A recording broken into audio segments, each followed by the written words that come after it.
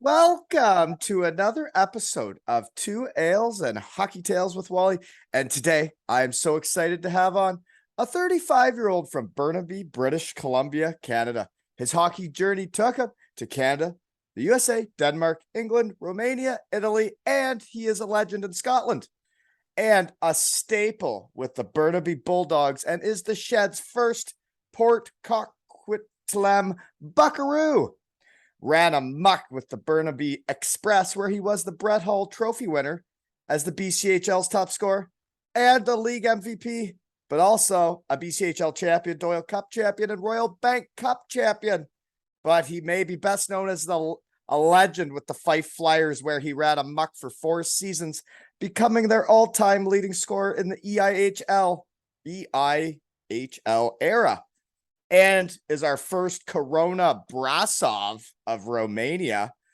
And he just dominated the Alps Hockey League with Cortina and decided to hang up the wheels after running amok. Welcome to the Shed, Carlo Finucci.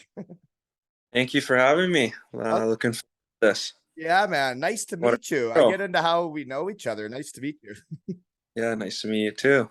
I saw on Twitter, actually, it was you tweeted a statement about retiring and you said so much more to say, and I was like, that's right in my wheelhouse, because I was that guy not that long ago, and there is a lot of things to say when you first retire and a lot of things to say to people and the game, right? And now I got an opportunity for people to do that shit. Yeah, exactly. I mean, you don't want to write a whole novel on there, and just try to keep it short and sweet there, and find other avenues to maybe relay more of that message, or the people that you're talking about, I'm sure, know and have been through it with you, so you don't really need to elaborate too much. But yeah, I felt it was important to put something out there, as Well, I think, it's your life, right? It's been your life until now, right? That's what you've yeah, done.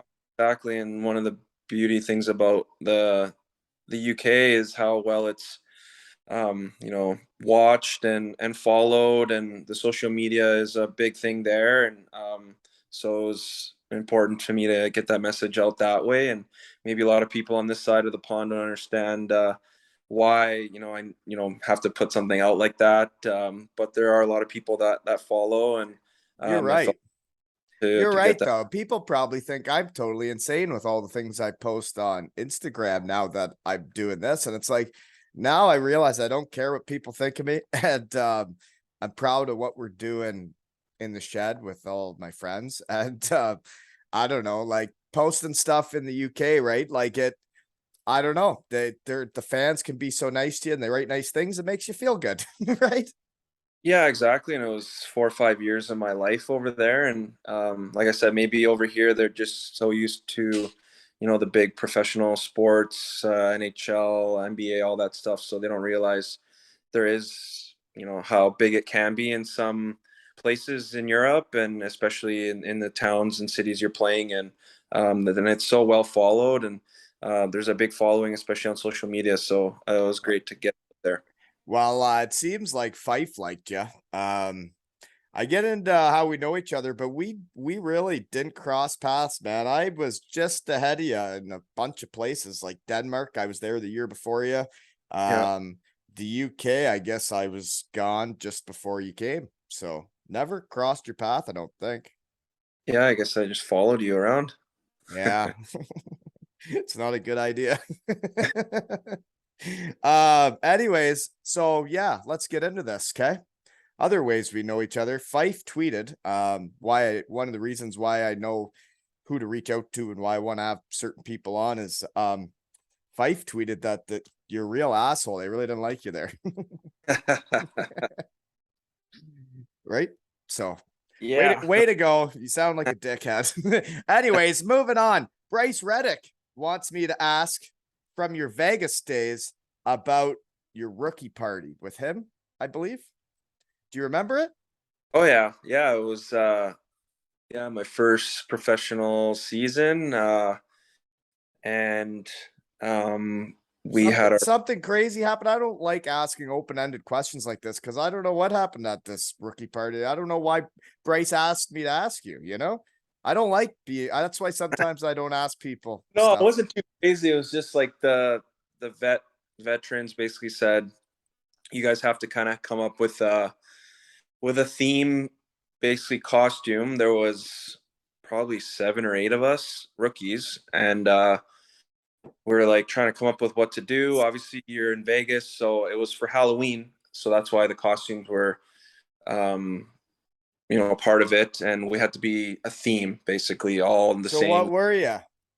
So we went with Bryce Reddick was integral on this. Was that was the time where Obama was in power, or the president of the United States at the time, and we had Bryce, and then we decided to go as um, Reds dressed as Obama with the shirt and tie and the rolled up sleeves, kind of like he's going to a convention or something, and the rest of us dressed up as Secret Service. So we were all in suits with the aviator sunglasses on. We And you had guys like hit the town like this? headphones in our ears, and no one had any idea like what our theme was. The vets didn't know, and we had a room at the Cosmo Hotel. They were up there. We were gonna, have some food and some drinks before we went out to the club. And we roll into we actually got a limo for ourselves to make it even more. That's Add to awesome. and This we isn't pull the it. coast. Yeah, You guys are paying for limos at the coast, man. You guys are crazy. I know. And I think we knew a limo guy too, so that helped. But we pull into the Cosmo, and like all the Secret Service jump out of the thing, and we kind of stand outside we had like the headphones in, like making it look like we're kind of standing out there with our arms crossed, and then he steps out and he just starts doing the fake like waving, like, who is that, like, what's going on? We get to the elevators. We had like 2 guys stand outside the elevator, and we pulled up, and the veterans came down to get us because we had a bunch of pizza and stuff we had to bring, and they came down there dying laughing at us. So Oh man. we played art the whole night, like at our Played it table the whole night, like for a long time. Like at the club, we like stood just outside our table, and like that would get pretty boring sunglasses. to keep being a bodyguard. Yeah. For mine, they made us dress like girls. And then we went to a karaoke and had to sing karaoke. So yeah, that was mine, but that one sounds interesting. So Reds would have just loved that, eh? Oh yeah, He would have we been were soaking it up, eh? played the part. It was funny. And your equipment guy was Jeff Maxwell, shed guy. Yes, my second season he was there. I hear he's really tall. Oh yeah, he's a big boy. That's for sure.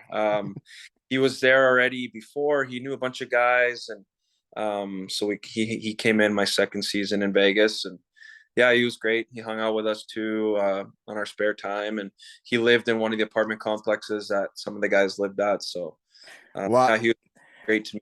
so tomorrow for lunch, I'm gonna chat with him. I had an idea because I'm so busy this week. I'm helping out with hockey camp in town. I'm on the ice 3 hours a night. So it's good that you're out west. So then I could have a little drooler and we could do this at night. So I don't really have much time. So tomorrow on my lunch hour, it's gonna be Dies in Austria with Graz, and then Maxi with Straubing in Germany, and then a fell at the end of the world in Argentina. So it's going to be an interesting lunch hour tomorrow. Worldwide. Yeah, it's going to be funny. Anyways, that's just interesting that your old equipment guy's coming on tomorrow, Cool. But that's the only other time I have this week, folks. That's why I'm jamming them in here because I'm off for the weekend. We're taking a break. Anyways, moving on. Poster picks, okay? Okay. You won a lot more than the research team saw because you kept sending me pictures of winning teams, and that's what I love to see. So, which team were the Wolves in blue and yellow? So that was Brasov, where I played last year, the Corona Brasov Wolves. In Romania. Yes. Yeah. So What'd you guys win? we won almost everything. We won the cup. at Christmas time. And then we went to the finals of the Erste Liga. So there's 3 Romanian teams and 7 Hungarian teams that play in that league. So we play full season of that. We finished first in the league, won the League Cup at Christmas, and then we went to the finals, lost in game 6. And then after the finals, we played the Romanian championship, and ended up playing the same team we played in the finals because it was another Romanian team. And we played them in the finals.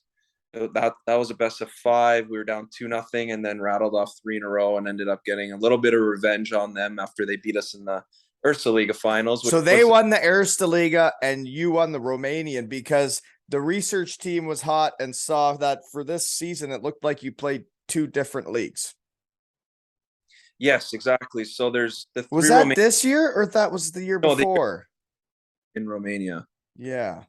So you play the 3 teams that play in the Erste Liga also play against, there's 4 or 5 other Romanian teams that only play in the Romanian league. So you had to, as part of these 3 clubs joining the Erste Liga, the Romanian Federation said you still have to play your Romanian. So how does the timing work though? Are you actually in playoffs in 2 different leagues at the same time? Because like if you play the same team in the finals of both, it says like you played 18 playoff games in one league in the Erste Liga, and then you also played 8 or 7 more in the Romanian league. So like, is that going on at the same time?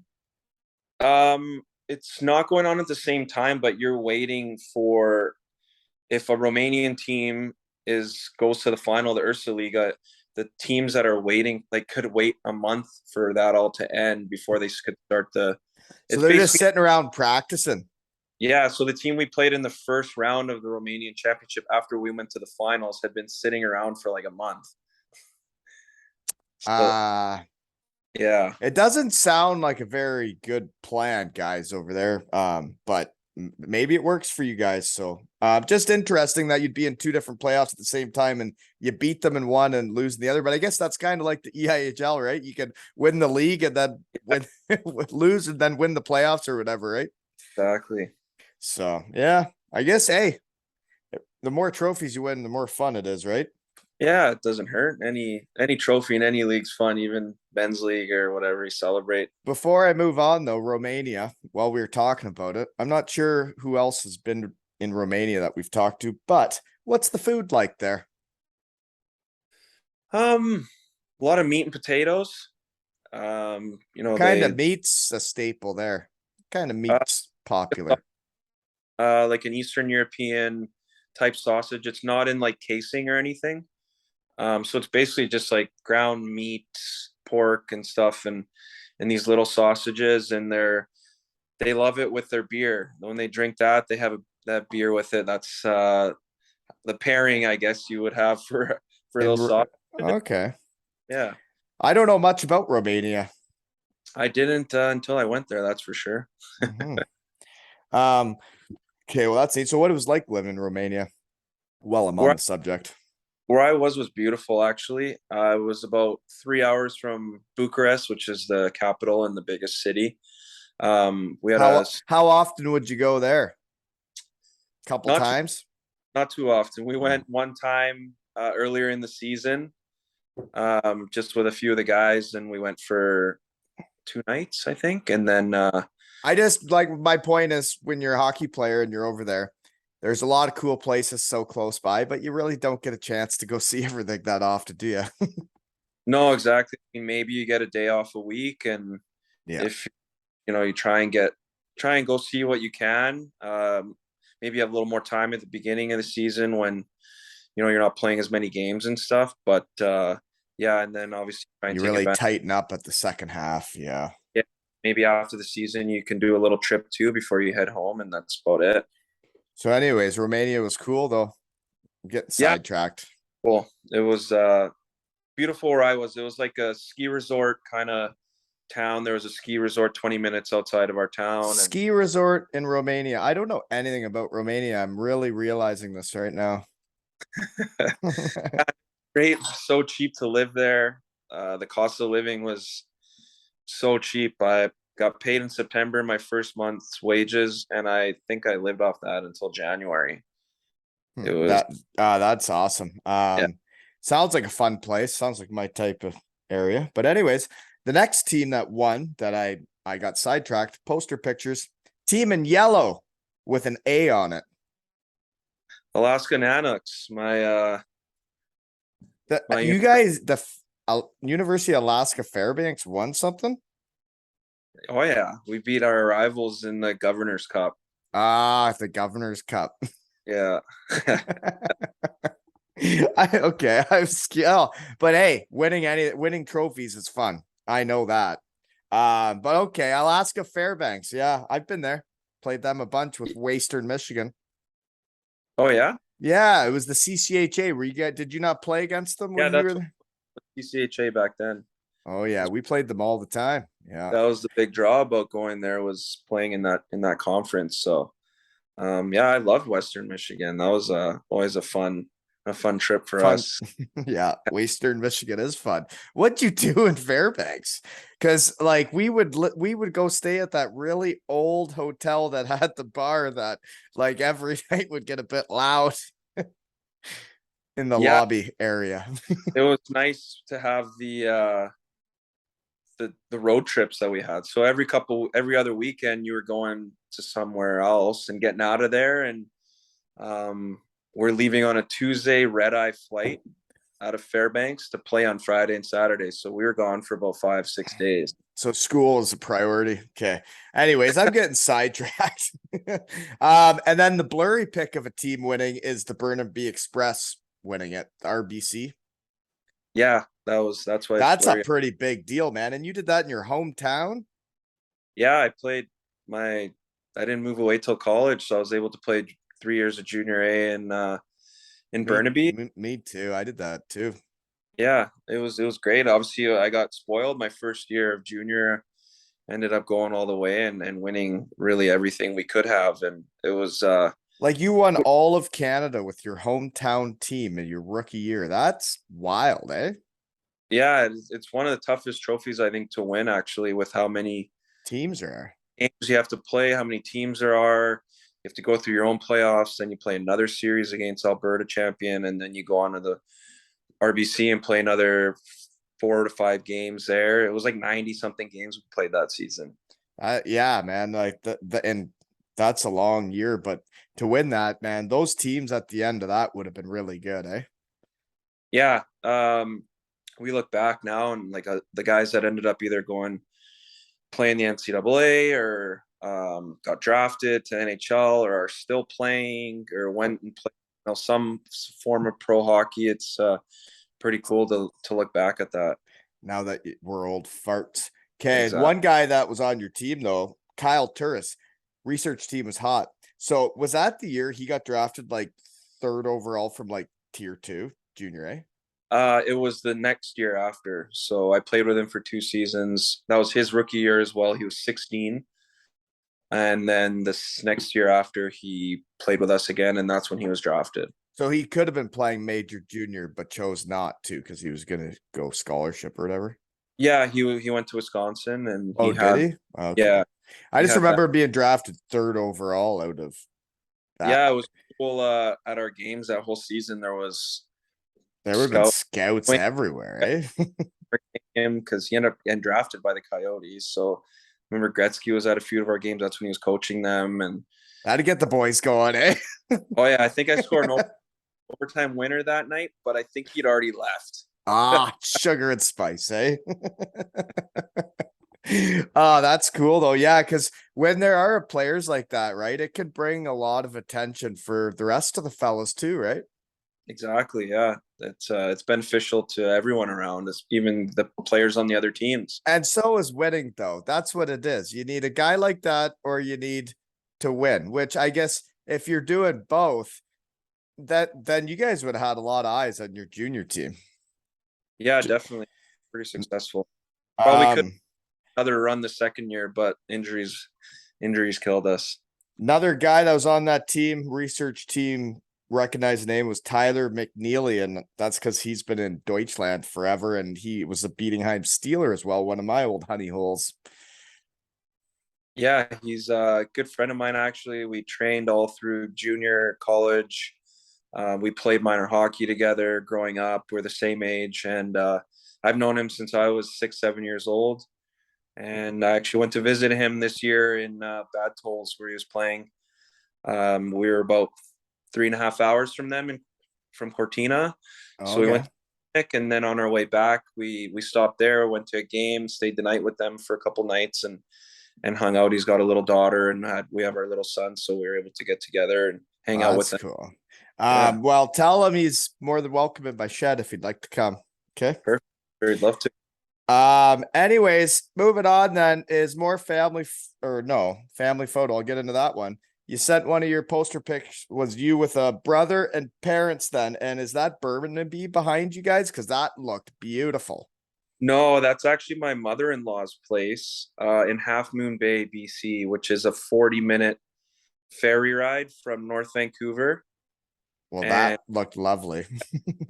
they're right on the water there in Half Moon Bay, and pretty spoiled to be able to have that as somewhere to go visit. And we do that as much as we can in the summer, because you got to take advantage of the few months we have of summer beautiful weather here. Yeah, no kidding. Okay. So then the one with you, your gal and son, in a cool barn. Where's that? Is that Cortina, Italy? In the bar, which one was that? Barn, like Oh, in the barn, arena. yeah. Yeah. Our Sorry. our home, Cortina. That's a cool looking rink. Is it a cool rink there?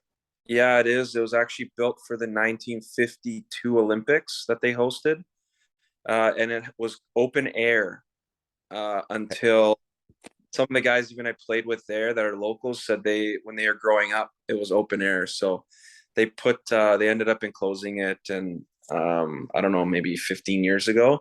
So That looked like an awesome barn. That looked right up my alley. it's really cool. And it looks like you have a beautiful family also. Yeah. I saw the beautiful family and I saw the beautiful arena too. Sorry, hockey guy issues, right? So where and what are you doing now?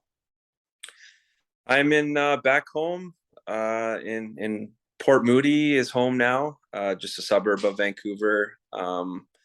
We have a place here, and that's where we've been coming home to, and doing right now, just for the last month or so, working with some skill development stuff and coaching some of these kids before they start their seasons, which will kickstart now. Tryouts are going on this last week, and going forward. So that's kind of what I've been doing. Other than So that, how do you get in with that then? Are you in with like an organization that's running hockey camps or what are you doing? You doing it on your own? no, not on my own. With someone that's kind of has a good hand in the minor hockey scene here. Um, the company's called ELD Hockey, and been doing stuff with them in the off seasons for I can't remember how long, for years, pretty much since I got out of college, and doing that in my off seasons and keeping myself busy. And so I've been able to do that again this summer, and yeah, that's been keeping me busy the last month or so. Well, no, it's cool because I was just on the ice tonight for 3 hours and I'm a little bit stiff. Like the old hip flexors are a little stiff because you got to show off a little bit when you're showing the kids stuff. But my son, so I go out to help. My daughter's age is the first hour and a half, and then my son's age is the next hour and a half.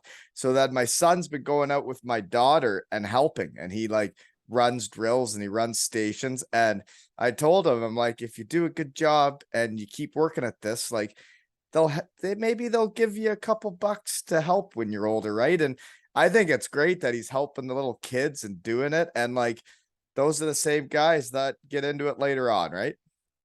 Yeah, you remember when you were younger and going to hockey camps and stuff, either the junior guys coming out to make player appearances, or It doesn't even matter if the kid's 2 years older, 5 years older. If kids are older and they're yeah, good, then the younger kids like them being out there, right? yeah, exactly. And you remember that when you're so young, that's one of the things you take away is like, oh, this this guy was out here, that kid was out here, and it's great for It means kids. a lot to the kids, right? And they remember that shit. Yeah, and they can see it right in front of their eyes on the ice with them, not just watching on the TV or. That's why I'm a little stiff tonight because I had to show off a little bit, you know? Oh yeah, We were stick handling. them. And the next day, I was like, oh, my lower back and my hips were on fire. So Yeah, I haven't really sweat or moved in like it's been a while. So it's been tough week here. Really stiffening up. Okay. So you do have a son. How old's he and what's his name? he's just over a year and a half old, and his name's Mateo. He was born actually last year in Bratislava, Romania. So He was born in Romania. My son was born in Germany, my daughter in Wales. So that's neat, eh? perfect. That's a good one for your son. Now he can play for. Doesn't get it. Doesn't No, get it. No, doesn't get it because we weren't German. No, different rules. No. but it used to be. I feel like it used to be He'd have to play minor hockey and grow up there now. Yeah. weird.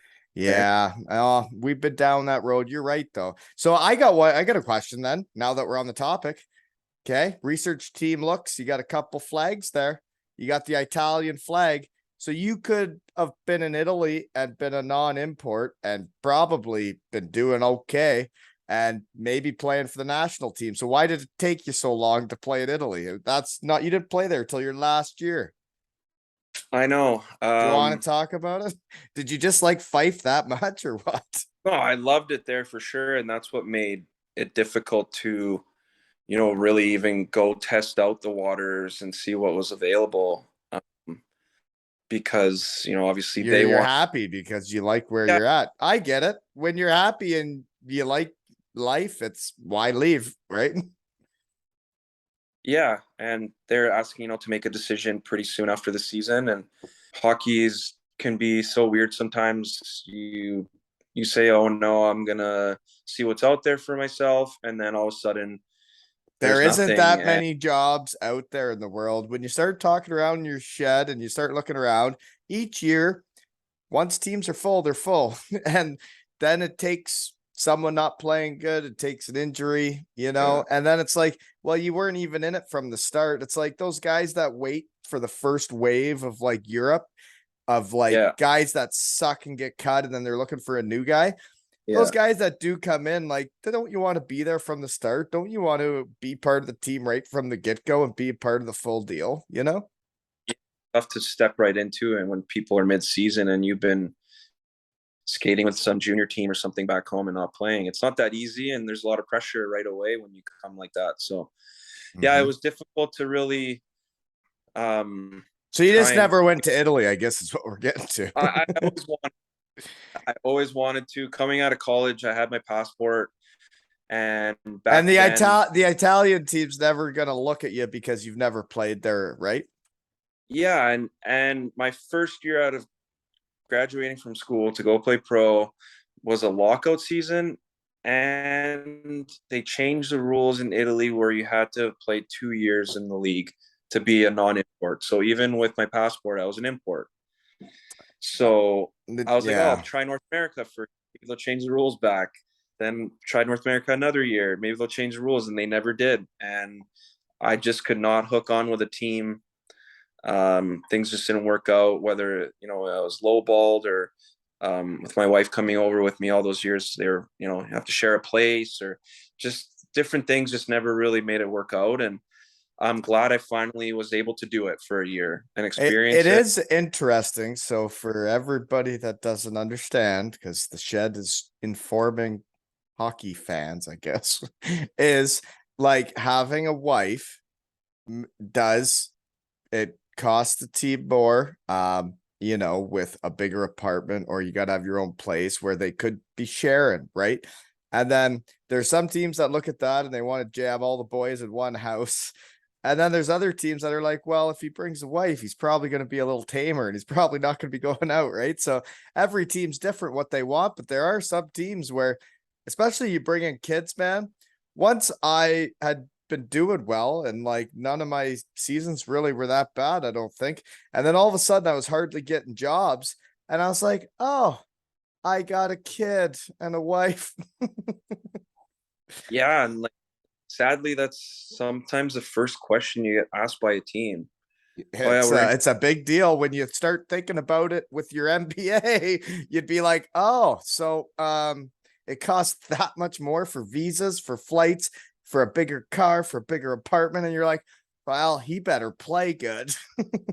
I know, yeah. So that was a hindrance in a way with some teams. Just literally, it's their first question, and you say, "Oh, I'm not coming alone," and they're like, "Oh, okay, we'll let you know, or we'll be in touch if we change our mind." And then it's like, "Oh no!" So Yeah, I was there. Yeah.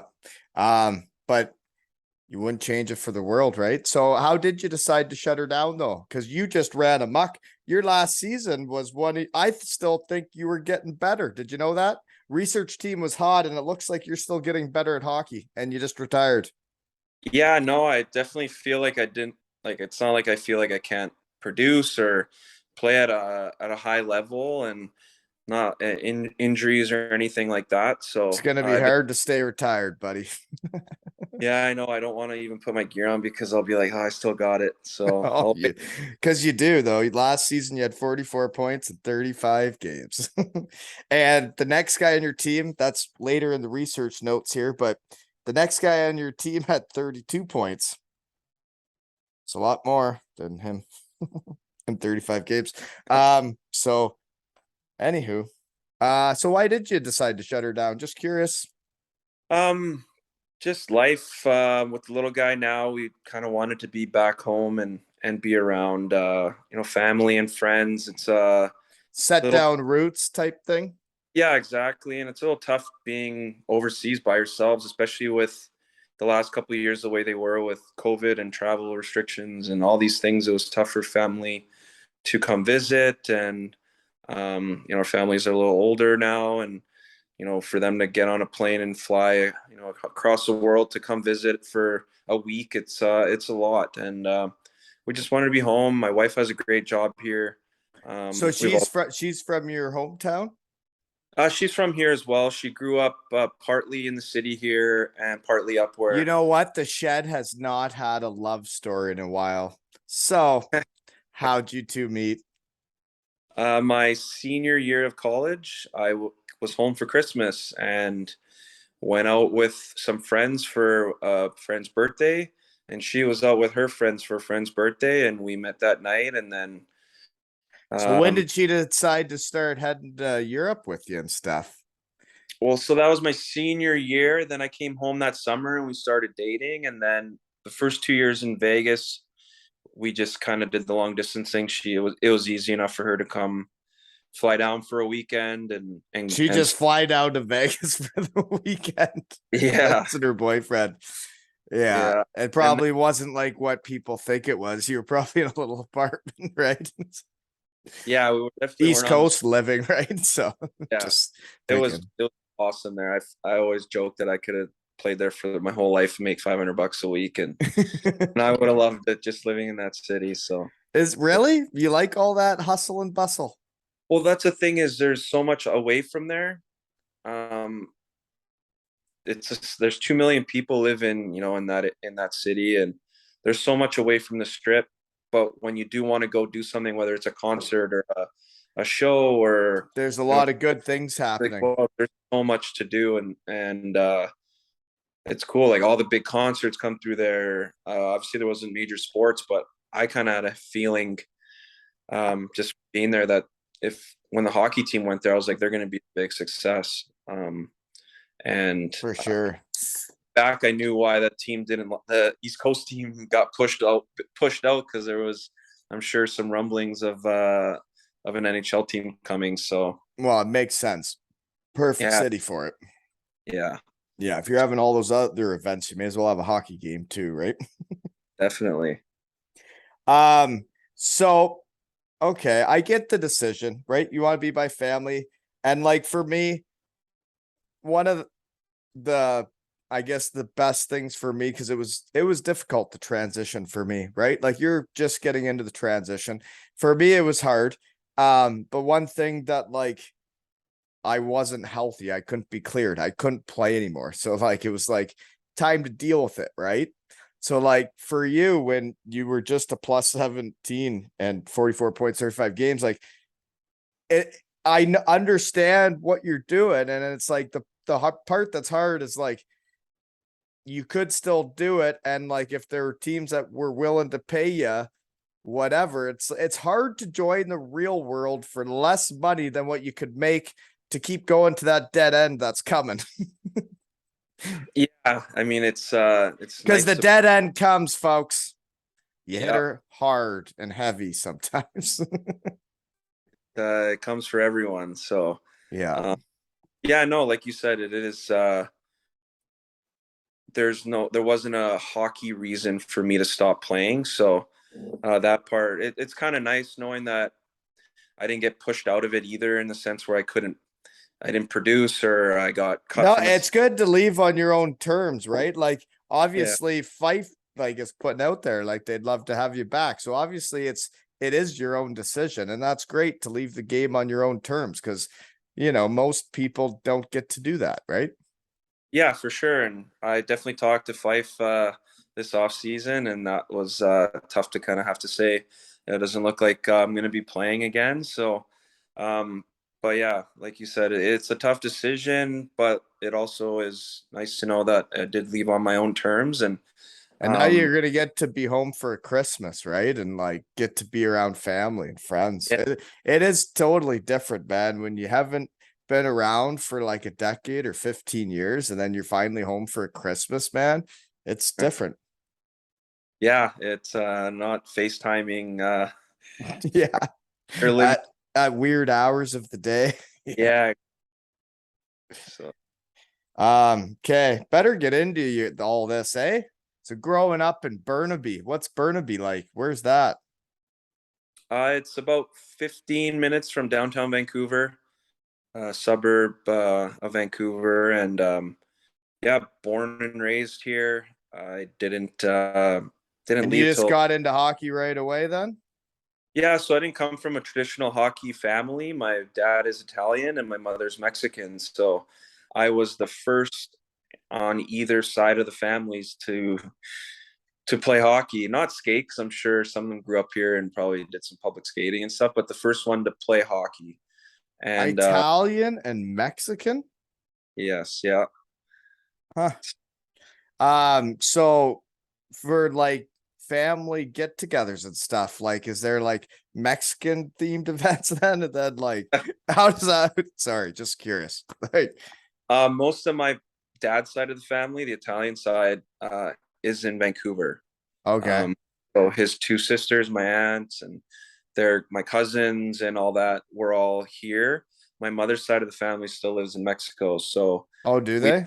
we would go there probably a month out of the year in the summers, like when we're off school as kids, me and my brother, and we go there for a month. We had cousins our age, my two uncles there, my mom's two brothers, and so we go spend a good month usually every year there, and That's um, cool. Yeah, we like got that our that makes you who you are, right? Like where your families come from, and like it makes you who you are, right? yeah, great cuisines on both sides, like you were saying about the get-togethers. The theme. Okay, well, here's the trick Alex, question from the shed then tonight. oh, What's your favorite cuisine? I would have to say Italian pasta. I'm like Hockey guy. yeah. You yeah, I know, yeah, we ate a lot of pasta though, eh? Like in hockey, a lot of I know. pasta. Sadly, a lot of it, especially if you're on the road or something, wasn't very good. But I remember hearing guys saying, "Oh, I'm so sick of eating pasta because I eat it for pregame or things like that." And but I could eat it every day of the Mhm. week. So Okay. You know what? I'm gonna ask this, okay? I'm gonna ask this because the research team is hot and it said you're 5'9" and 190 pounds. That's what it told the research team. So you're not jacked as much as some of the guys that come on, and you're 5'8", 5'9". I'm not that jacked, right? Do you feel like sometimes it sucks that like those 6'4" guys, like they can eat whatever they want, do whatever they want, they run faster than us, they have longer legs. Doesn't it suck sometimes? it does suck. I remember one of my college roommates, he had problem putting on weight. So in the spring workouts and Had a stuff, hard time putting on weight, folks. Just let that soak in. Had a hard time putting on weight. You know what, buddy? Go ahead. Sorry. so I'm sitting there like not eating a meal after dinner, and what I ate was probably a piece of chicken and salad or whatever and Yeah. rice. And Yeah. he's having a ice cream shake with 2 scoops of weight gain protein and ice cream and all this stuff at like a 3,000 calorie shake at 10 o'clock at night before going to bed. And I'm sitting there like starving, and I just can't imagine Isn't having it interesting how different that. it can be for each guy? And you know what? It's also genetics, since that's part of it. I've seen my old man, you know. I had to watch what I eat. Yeah, you know, no, it was, but those yeah. guys suck. I remember watching them. Like, they could go to McDonald's, they could do what they want, they just run amok, and then they'd still have a 6-pack, sometimes an 8-pack, and you're like, you know what? Don't want to hear about it, right? Got to make up in other ways with the silky hands and You got to do different the things, art. right? You got to Yeah, bring different elements. exactly. Okay, so you played for a team called the Buckaroos. What's a buckaroo? Because I've heard the name, I've said it many times. So, what is a buckaroo? Well, our logo was like a Wild West kind of cowboy looking guy with guns A and buckaroo. yeah, Port or Coquitlam. or Coquitlam. Yeah, So, the Buckaroos. I think that's one of the best hockey names I've ever heard. Right? yeah, and it's unfortunate they don't have that name. They moved to Port Moody, where I live now, and they're the Panthers. They didn't bring Mm. the Buckaroos moniker with them, How do you so leave the Buckaroos? That is horse manure. You got to bring the Buckaroos. I loved wearing my Buckaroos jacket to high school when I was That playing. how you would be so proud wearing a Buckaroo jacket in high school. I would be proud to wear a Buckaroo jacket as a coach, as anybody. I would love to be part of the Buckaroos. Best name ever. Okay, so you go from there. What is that league? That was lower than the Burnaby Express, where you then win it all, right? Yeah, so that was junior B, the Right. Buckaroos, and Okay. Buckaroos. Sorry. We got to move on because I'm going to get stuck with that because I love that name. Your third year. Okay. So your first year, you win it, covered that. That's awesome. Way to go. You learn how to win though, right? And you would have been a rookie watching the older guys on the team and like what it takes to go through all that and win. And you were a part of it, right? Like what'd you have that year? Like you had 20, 30 points. You were a staple on the team. So winning a championship that sticks with you, doesn't it?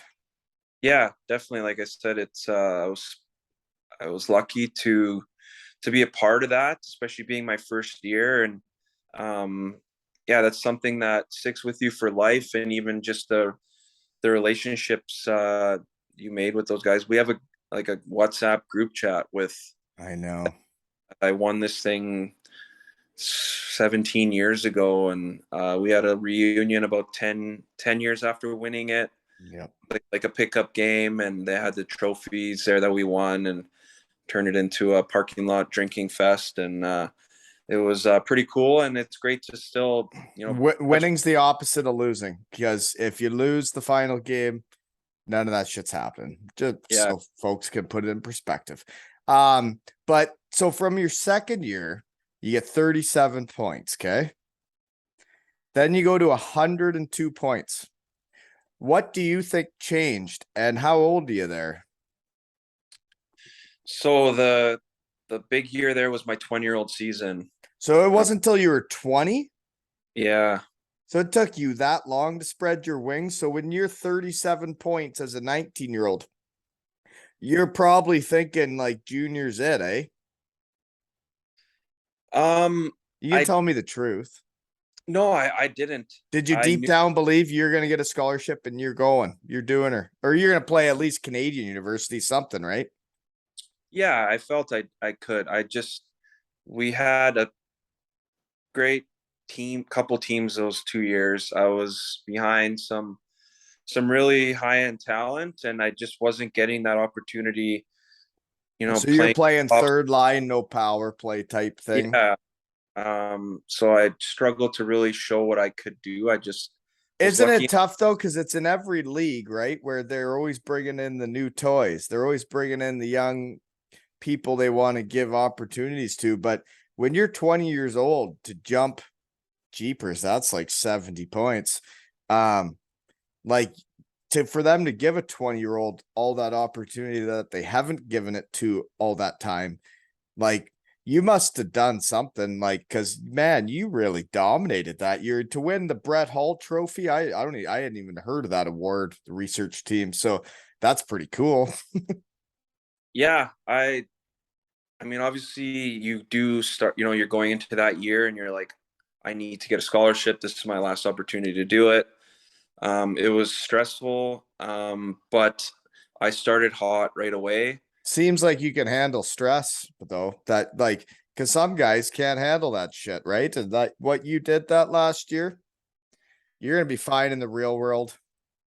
Yeah, it was tough, but I luckily my assistant coach for my first 2 years as a junior was my became my head coach that year. So he knew what I could kind of bring, and he just gave me the rope and let me, go with it. And I started off on like hot right away, and I was like, hey, I know I can do it, and it just stayed hot. And yeah, it was When you're feeling it, I guess, yeah, eh?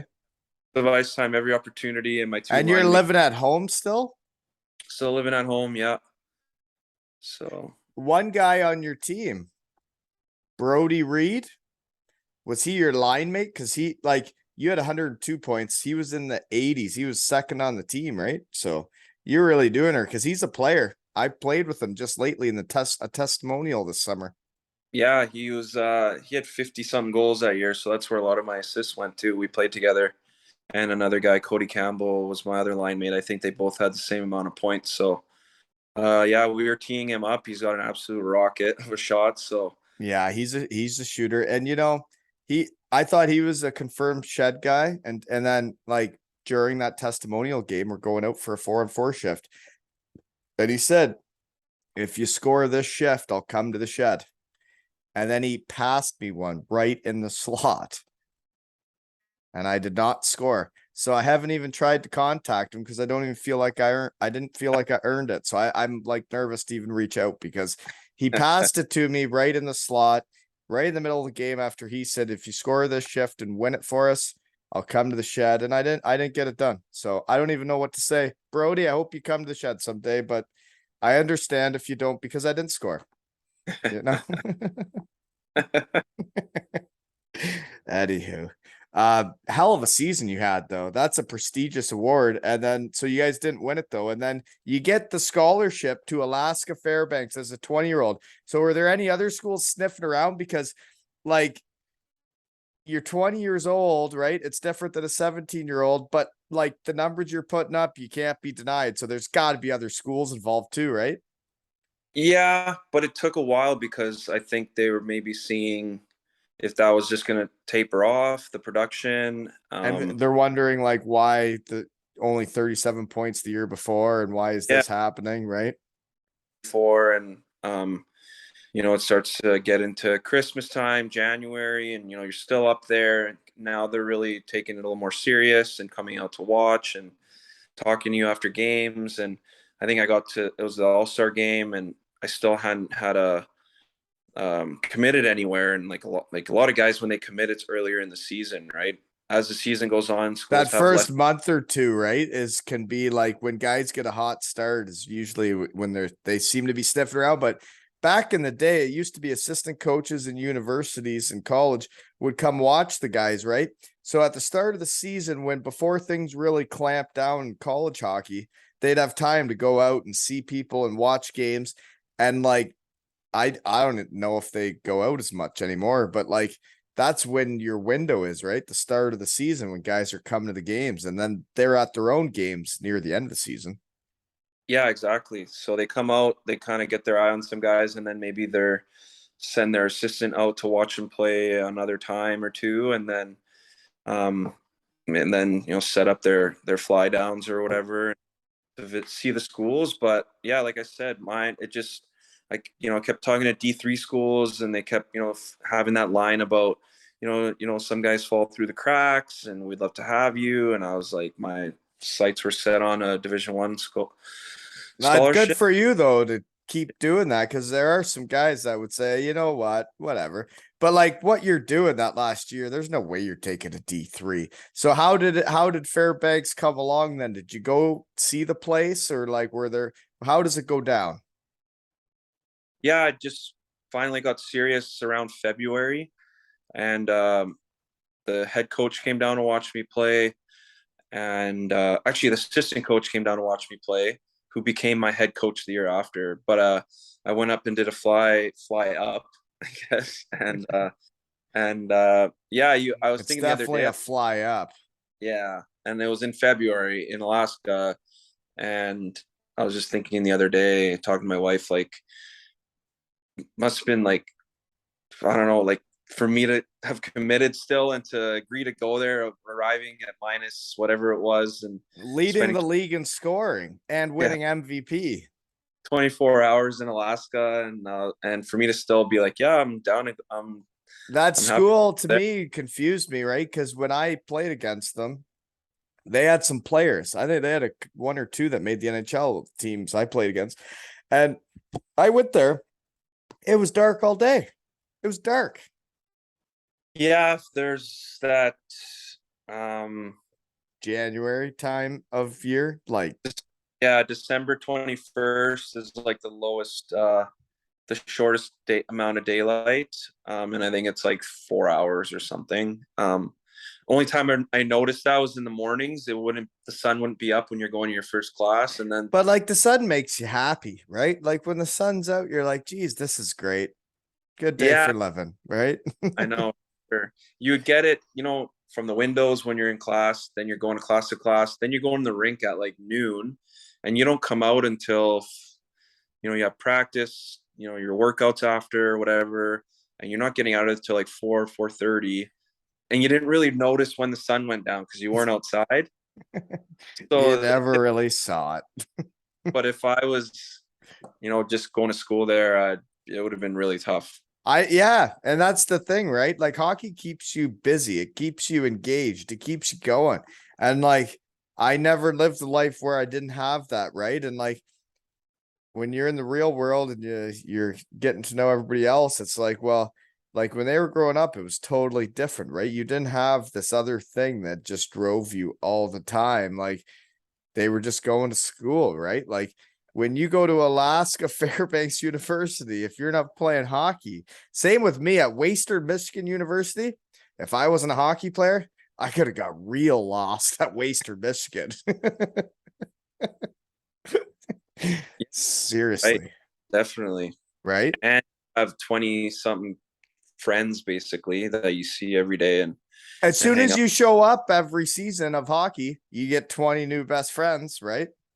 Exactly. So that's another great thing about it.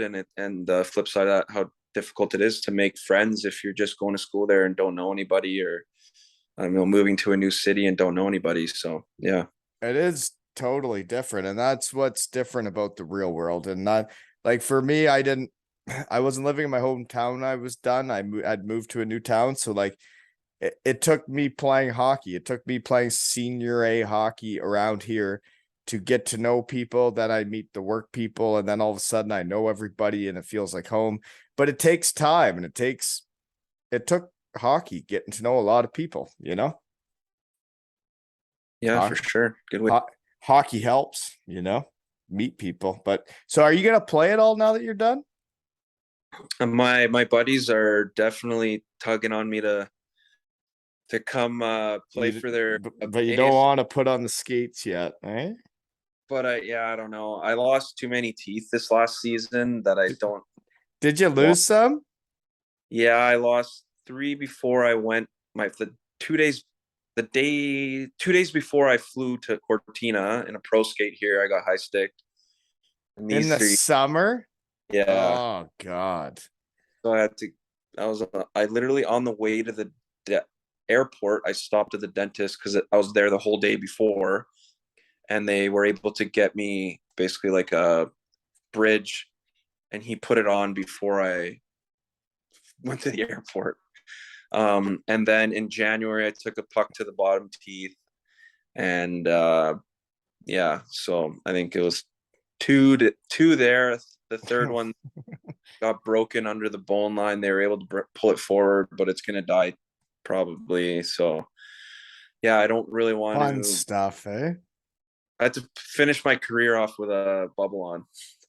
Really? You were Yeah, the fishbowl. where the fish will finish my career. Well, that's all right. Hey, we don't know how. Okay. Anyways, moving on then. So, Alaska. What do you guys eat in Alaska? Was it any different? It was just normal food, or like how was living in Alaska other than it being dark? Was it okay? Were you okay Yeah, there? yeah, it was. It was a pretty way out of my comfort zone with the whole outdoors vibe there. The food was great because I remember my first real party. One of the goalies that had graduated, he was there before he was going to go play pro. He was from there, so he had a party because he knew all the guys that were returning, and he had a big, party in August when we get there. And I'm eating this chili that was out, and I'm like, man, this is really, really good. And someone's like, that's caribou chili. And so Caribou. that was the first time I've had a game meat like that. And it Yeah. was, and you have the guys that stay in the summer and get a bag of moose, and then you're eating moose tacos throughout the season, and a lot of good fishing up there. So halibut, fish bake nights, and yeah, it So was it's an outdoorsy vibe. Everything's kind of outdoorsy, eh? So you got to get into it if you're up there. fishing. Yeah, there's a lot of that there, and that's what the guys when they stay and work out in the summers there, they got into that, and their fridges and freezers were stocked for the year, and it was nice to get invited over for pasta with moose meat sauce, or like I said. The thing for me though, right? Like is for what I understand, like hunting to be is like sitting there quiet with your friends and not talking for a really long time until later, and then you get to talk. But like for me to sit in with my friends and not talk to them, I'd be like, okay, can we go sit somewhere and have a couple beers and talk? No, Yeah, uh, let them shoot the stuff. yeah, I'll see you inside. go talk after. Okay. Anywho, so after your 4 years there, your last year you get 20 points then. But you're I guess you're not that fresh. You're kind of old as a senior then. You got to be what, 24 then? No, I was 25. I turned 25 that February, so I graduated 25, and And it's weird, right? Because I hear NCAA and Division One, like for a 20-year-old to get a scholarship and go there, right? Like I hear it's not as common as way back when. Because like when I went to Western Michigan, our senior class were almost all 24, 25-year-old guys. And then it seems like it stopped happening. Everybody started going way younger, you know? yeah, I think like obviously the big universities, the perennial, winners, or Yeah, uh, the guys with the like draft go, picks at the young punks. Yeah. yeah, and I think there's other schools that are kind of have to find other ways to get some talent in, and I think like schools like even Western's, a lot different now. They're getting up there, but like Yeah. Fairbanks, Anchorage, and some of these other schools like Superior and stuff, they need to find these maybe guys that The got better. diamonds in the rough, Yeah, diamonds in the rough, the late and bloomers that like that's that. where, There's a lot well, of hockey players that are late bloomers, right? yeah, Like a lot of guys I had on in the shed, we're late bloomers. They're all great hockey players, but like that time when you're like 17 to 20, maybe they weren't the best. But come, 21 to 24, they were a lot better than those guys, right? Yeah, exactly. It's some guys need a little more time and need to grow into whether it's their bodies or their skill set and stuff. And yeah, guys definitely, get a scholarship at 18, go play, and then they never, play a game of pro or something. They get buried and don't end up playing any games their last year in college, and then that's it. So, and some Uh, guys go at 21 and go have great, professional careers. So it is weird where everybody goes, especially out of college. yeah. Moving on though, because you got way too much shit. I'm going way too slow. Sorry, I keep getting sidetracked. I like talking to you, I guess. Okay. Pro options though. When you finish after a 20-point senior season, you go to Las Vegas for 3 games your senior year. So are you done school? That's it. You're going there to play 3 games. Um, I only had one class my second semester of my senior year. So I was That's able to, 11. yeah, we were taking 5 classes pretty much every semester until then. So I had 3 because I had to stay full time the first semester, and then once you basically only have one class, you don't have to just pick up other random classes to be full So time. I that had so then you could just go. So then you get 3 games with Las Vegas. So you leave Fairbanks, Alaska, go to Las Vegas. Yeah, we got knocked out of playoffs, flew back to Fairbanks, and then Bit of a life changer, eh? Fairbanks to Las Vegas. oh yeah, I think I Bit had a different. that was my teacher that the one class I had was allowing me to go. So I got a few games in. They were really good. They went to the finals that year. And I was able to get a few games in and then get a Should that feel for you got to strut your stuff, see what it was like, see what pro was yeah, like. They do that for a bunch of college kids, right? They get to go there, they play a few games, and then the team sees them, but they also get to see what it's all about, right? exactly. And it worked out for me. I was able to, sign there the following summer and So hold on, that doesn't make sense because I got then for pro options then Evansville Iceman. You played 7 games played in the coast. When did that happen? Because you played the playoffs with Vegas. yeah, so I signed that summer in Vegas. It was the lockout year. Those ones 20, suck for everybody. You're yeah, leaving so college after right in the middle of a lockout. yeah. And they Tough changed bounce at 24 years old. They're 25. yeah, and they changed that passport rule for Italy, so I couldn't go there right away either. But yeah, signed in Vegas, was there for the first 10 games, didn't play a game, and then they started kind of rough and brought in some guys and put me on waivers. I got claimed by Reading, flew to Cincinnati where they were playing, Yeah. and then they were like a 10-game win streak, didn't play any games on their 3-game trip there. That get on a bus from Reading or from Evansville was the third game of that trip. 16 hours back to Reading. I wasn't packed for a road trip like that. I just had my luggage and my hockey bag. So these guys have like pillows and blankets and stuff. And I'm sitting at like laying in this like pit at the back of the bus, like grabbing a little bit of like each guy's blanket, like that's like kind of sleeping near me on this 16-hour trip back to with no pillow and just like I get so know what you're talking about though. Like, back to gee, Reading, practice one time, and they're like, "Hey, we got 6 guys or a couple guys sent down to us. We're gonna put you back on waivers." And they were like, "Oh, we're gonna trade you to Evansville. They need some guys."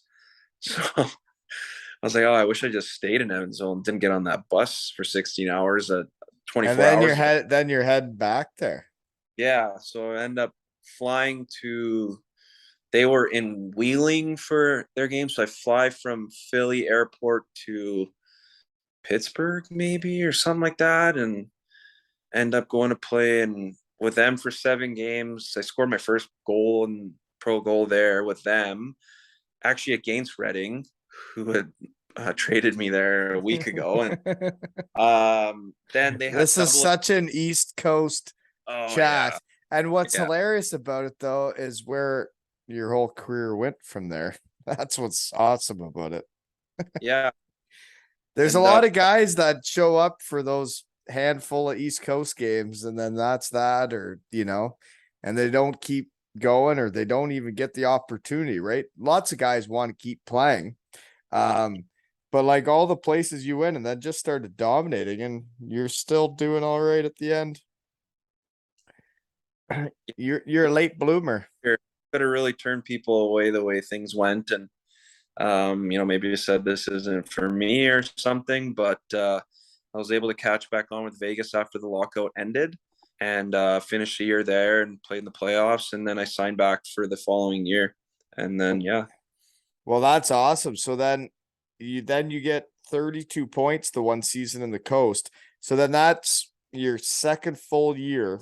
So then how do you get to Rungsted in Denmark? How do you decide to go to Europe and how do you get there? Yeah, after a couple of years in the coast and just maybe realizing by then I was 27, 28, I was like, hey, maybe I should get myself over to Europe and go give that a try and see what can happen. And I was able to sign with Rungsted late in this. And And is this an agent doing that for you? yes, yeah, an agent helped me get over there, um yeah, went over there, had a great first season there, and Yeah, you thought did. Point a game. yeah, I thought the sky's the limit now, and it was it's a pretty decent league. You've seen guys go from there to maybe Norway or go to the second Swedish league, or really move to some good leagues. And just that summer, I don't know what happened. I don't know if I ever will, but for some reason, just things were not coming my way, and Yeah. I definitely wasn't asking for a lot of money. I definitely didn't have like a So kid or what happened in Denmark? So for me, what I find is it's all about who knows you, right? Like in the second league of Germany, the teams that signed me were because I played a really good game against them and they were like, "Oh, we should take him." And then it happened to me. I watched it happen when a guy would play a good game and they're like, "Well, we need him instead of him." And then I was gone, right? And it's like in Denmark, you played well in Rungsted and then you don't stay in Denmark. You end up in Swindon. But like, did Rungsted not want you back? Like, or did you not want to go back? Did you like it in Denmark? yeah, I did. I would have definitely gone back. Um, that was a weird one too. I don't know. I don't know if it was just an excuse or something, but they used something about if you end up playing there another year, your tax, they Oh can't, man, yeah. some like write off your tax thing or something. And You the end up, thing they is end up they having, would do something like that to save the couple $100, right? And yeah, though that Rungsted team was it was a team that like the imports changed every year, right? And you know what? Yeah. it was their Moving second on. in the second league, and now they're actually like a powerhouse in that league. But yeah, we that was at the beginning of their climb back up, so they're definitely probably So trying were to you save in the every old buck they arena or could. the new one? Don't they have a new arena? No, I think they still play out of it was a Saxo Bank Arena then, but they remodeled it a bit because they hosted Continental Cup games there, or maybe Champions League. They're in the Champions League or something. When I But they have played a in practice. Rungsted, there was literally arena with the crowd on one side and the four dressing rooms at the end. Like just like a minor hockey rink around here. Is that not what you played in? Well, they were at the end, but maybe they put stands on the other side because there was fans on both sides, and in this rink that they were in. I feel like there were no fans behind me. Maybe I'm wrong. I could be wrong. It That was like I don't know. Erlev Copenhagen team was like that. Um, Maybe and that's the team I'm thinking of. Rungsted. I don't even remember playing them. They were so brutal when we played them. I I don't even remember which team that was because I hated those games. When I'd play a team that wasn't good, I wanted no. I don't know. Sorry, man. I don't know which rink it is. Sorry, but where you guys were decent, you had a point a game. I was Yeah. I was in that Sunderyuski where there's not Oh much yeah. to do. You know, Uh, nice arena. nice arena, Yeah. nice arena, really nice arena. So after that year, though, you end up in Swindon. Yeah. So how does that happen? So you said that you just didn't have that much Like, going on, and then that's what came up. yeah. I ended up talking to Steve Lyle, who was a Cardiff goalie legend, Yeah. um, And and was player coaching them. And he's like, "Hey, man, want to come over here? Can pay you a pretty decent wage. There's only 4 imports, is and I this can at the help." start of the season? Like so I'm just curious how when you decide, okay, I'm gonna go to Swindon after you just had a point a game in Denmark. It was like October. I was Yeah, still, because you didn't want to take that until you're like, okay, it's time to go play, right? yeah, it was October. I still didn't have anything, and I was like, wait till November after the first international break. Someone was telling me, and that's when they kind of make some cuts or whatever. But I was like, it's October. Like, what am I doing? I need to just go play. And this guy's like, I can help you get to the elite league, hopefully the following year. So, And um, well, whoever said that, but the thing I saw, okay, research team again, really hot. That year, 30 goals in 41 games. It hadn't been since your Brett Hull year in the BCHL that you had really been burying goals, and like confidence is a big thing in hockey, isn't it? yeah, it is for sure. And there with only 4 imports, you're playing a ton. You're counted on, obviously, every game to produce. And it was, yeah, it was And interesting. you I thought, relished that role though. Like you had 30 goals in 41 games. You must have been enjoying it. yeah, it's always fun to score at any level. So it was nice to do that and get somewhere to play and just be able to put some numbers up and try and really set myself up for The next um, year. Yeah. So yeah. one guy that was on your team though, before we skip over, was my roommate at a testimonial in the hotel, Tom's Rutkiss. Oh yeah. He was on your team in Swindon, eh? Yeah, sunshine, Sunshine. gold locks. He's got. Yeah, good flow. Good flow. Yeah. Yeah. So, anyways, moving on then. You go 4 years in Fife, eh? That's the kingdom of Fife, but the town of Kirkcaldy. Kirkcaldy, right? Yeah. See, I've learned a lot in my shed. Yeah, the L's actually a W, like they pronounce it with a like as a W, so it's Kirkcaldy. Okay. Well, you dominated that spot. So after 30 goals in the second league in the UK, though, right? Like you get the deal with Fife, and like you don't. I don't know what they're expecting of you, right? Coming from that league, and like, and then you're their EIHL all-time leading scorer, right? Yeah, yeah. No, it's again my first year there. I didn't play on the power play at all that But you season. had to There's work your four. way up to it, right? Like when a team signs guys, they kind of think they know where everybody's going to fit, right? Yeah, exactly. And with 14 imports, I was, one of the low, like I probably came from the lowest league that any of those guys did. So I was in that position and I had to do everything I could to try and produce and keep my spot and obviously work myself for the following year and was able to get called, signed back again for the following season. And I kind of ran away with it from then. Well, that second year, 27 goals and 62 points in 55 games played. So jeepers. I don't even know really what to say. Like So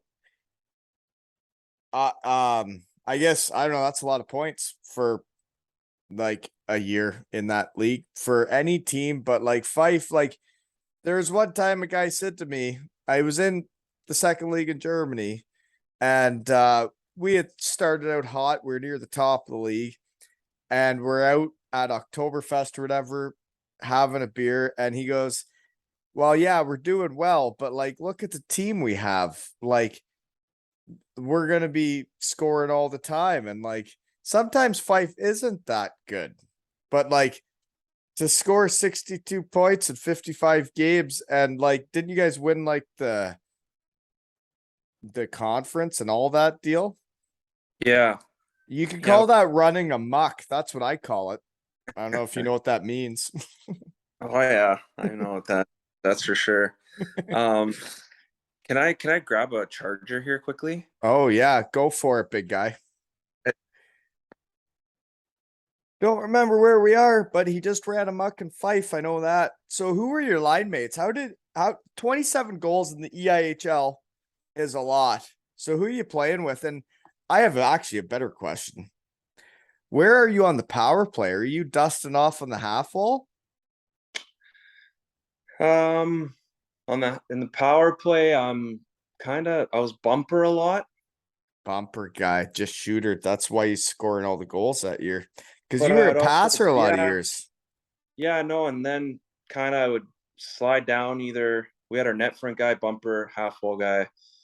The net I would kind of float down to the goal line and then kind of end up on the half wall sometimes. So So you were kind of just moving from bumper to half wall to goal line? yeah, like I would That start sounds like bumper. a good looking power play. It sounds like you guys were bumping and grinding, Yeah, feeling it. we did well. It was big for us to be strong on special teams. We didn't have the budgets and the big names like some of the big clubs do, and so we had to be strong in those areas to really compete. Yeah. So you didn't really have a home on the power play that year when you're doing that. You didn't have like one spot. You're actually moving around. Is that what you're saying to me? Yeah, I didn't. I don't have like Because a as a power play guy, I find that interesting. Because I hated the yeah. I don't bumper have like guy. I could do the half wall or goal line guy, but the bumper guy, not my thing. yeah. I would have loved to have just been a straight half wall guy, but yeah, it's not like Just I a have a weird power play daughter how either. that's rotating, but just me thinking out loud. That year though, 4 games, playoff games played. So did you guys go to like the playoff finals weekend? Yeah, yeah. So that was the only time of my 3 years or 4 years there that we did that, and that was It's pretty quite the crazy. But weekend, isn't it? yeah, it's unbelievable weekend. I'm glad I was able to experience that, being the only time I went. But how we ended up getting there was pretty remarkable too. And the Why? two What that happened? I we actually don't played, know. so we finished seventh, I think, but like five, I don't know what the amount of points was. It separated second place basically. Um, so we played Manchester in the first round. They came up and played us in Fife. We lost 4-1 there. So we're like, now we're down 3 goals basically going into the second The leg. old back to back, and where Yeah. this is, folks from North America, this is about total combined score. Yeah. We're talking about hockey here, folks. You play a home game each place, and it's total combined score.